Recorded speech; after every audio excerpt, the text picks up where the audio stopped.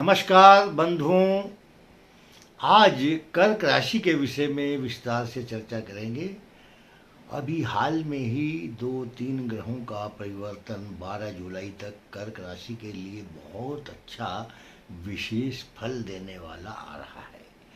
यह वीडियो कर्क राशि वालों के लिए और कर्क लगन वालों के लिए दोनों के ऊपर एप्लीकेबल होगा, अर्थात घटित होगा, और विशेष रूप से उन लोगों के लिए जिनका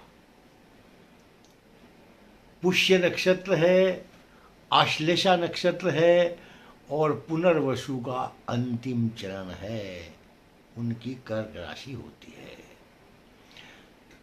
तो कर्क राशि और कर्क लगन, देखिए भगवान राम का कर्क लगन भी था और कर्क राशि भी थी।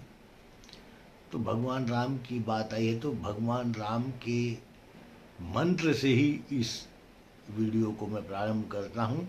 आप लोग भगवान राम का मंत्र सुने और भगवान राम का ध्यान करें, आपका सब प्रकार से कल्याण होगा।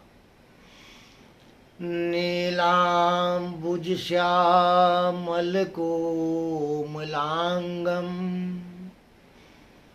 सीता समारोपित वाम भागम पाणौ महासायक चारु चापम नमामि रामम रघुवंशनाथम।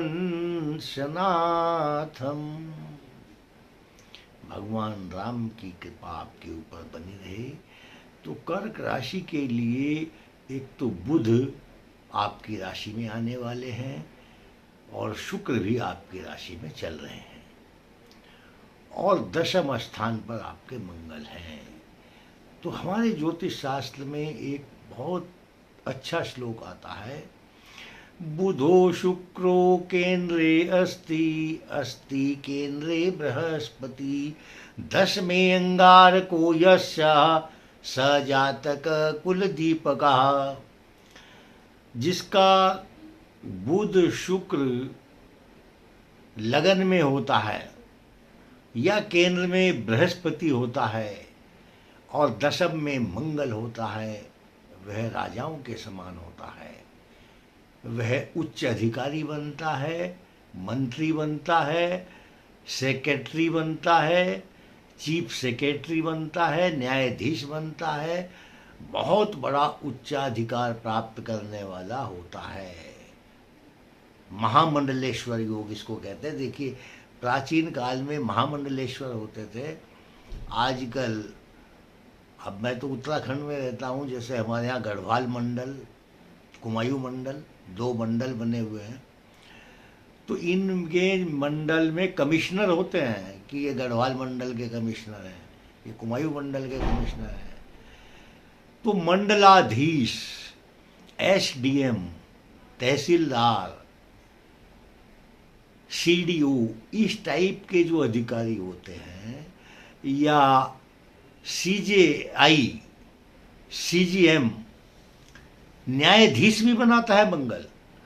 तो अभी इन दिनों में जिनके यहाँ कोई बच्चा कर्क लगन में पैदा होगा, देखिए भविष्य की बात बता रहा हूँ, मान लीजिए इस 15 दिनों में किसी के यहाँ संतान उत्पत्ति होगी और वह वृषभ लगन या कर्क लगन या कुंभ लगन या मेष लगन में बच्चा होगा तो राजा होगा।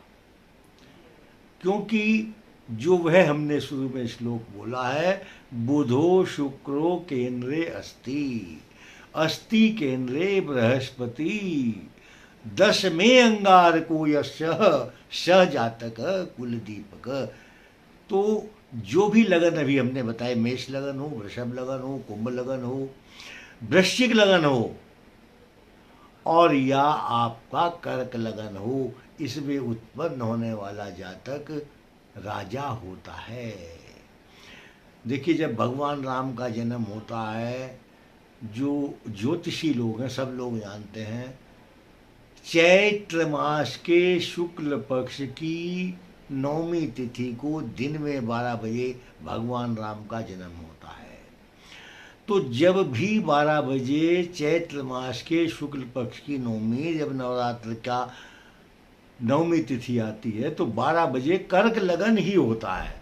चाहे कोई सा भी साल हो, चाहे 1000 वर्ष पहले हो या 10,000 वर्ष पहले हो या 1,00,000 साल बाद होगा, तो कर्क लगन ही आएगा।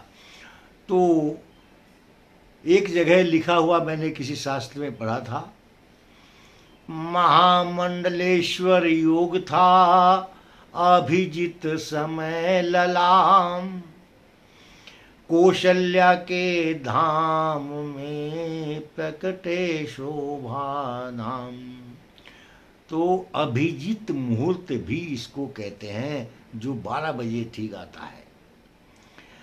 तो कर्क लगन की बात चल रही थी, कर्क राशि की बात चल रही थी। आजकल आपका दशम में मंगल चल रहा है, आपका प्रभाव बढ़ा हुआ है, राजसी सुख आपको प्राप्त हो रहे हैं। जो राजकीय नौकरी करते हैं, मतलब सचिव हैं या अधिकारी हैं या अध्यापक हैं, प्रधानाचार्य, आप कोई भी अधिकार प्राप्त व्यक्ति हैं, अब वही मंडल कमिश्नर की, जैसे हमने बात बताई, फौज में ब्रिगेडियर होता है, कमांडिंग ऑफिसर होता है।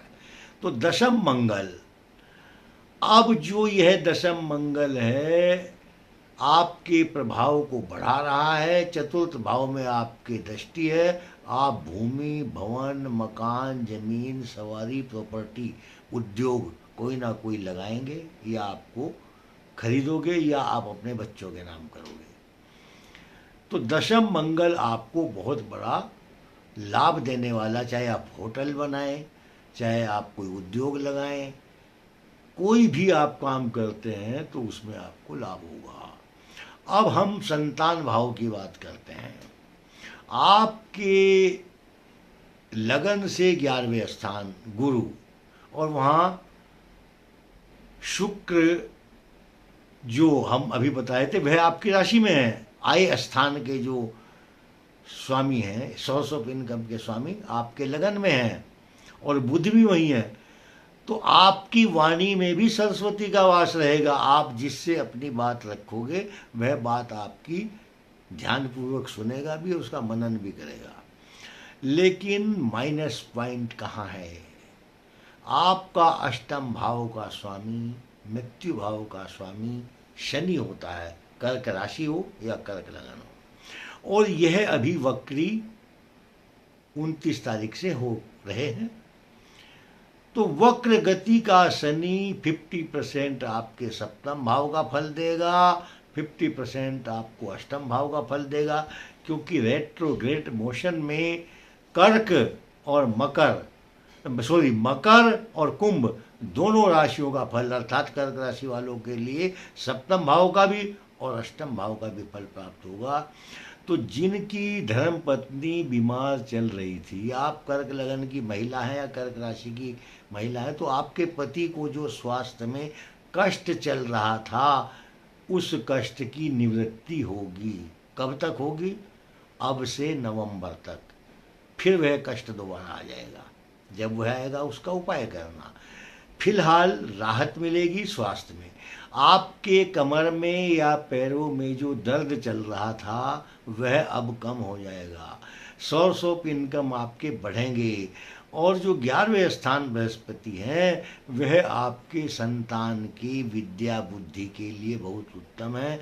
यदि आपके बच्चे किसी कंपटीशन में बैठेंगे तो उनको सफलता प्राप्त होगी।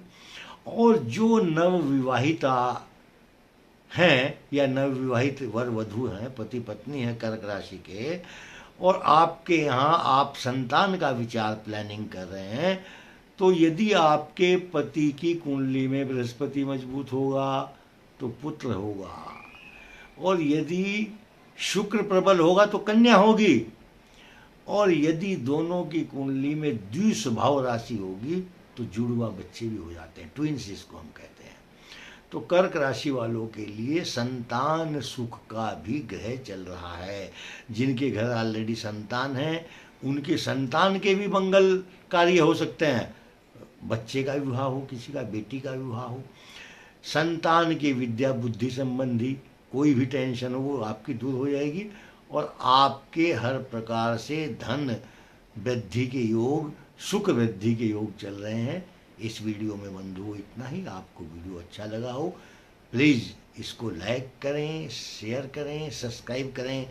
धन्यवाद, नमस्कार।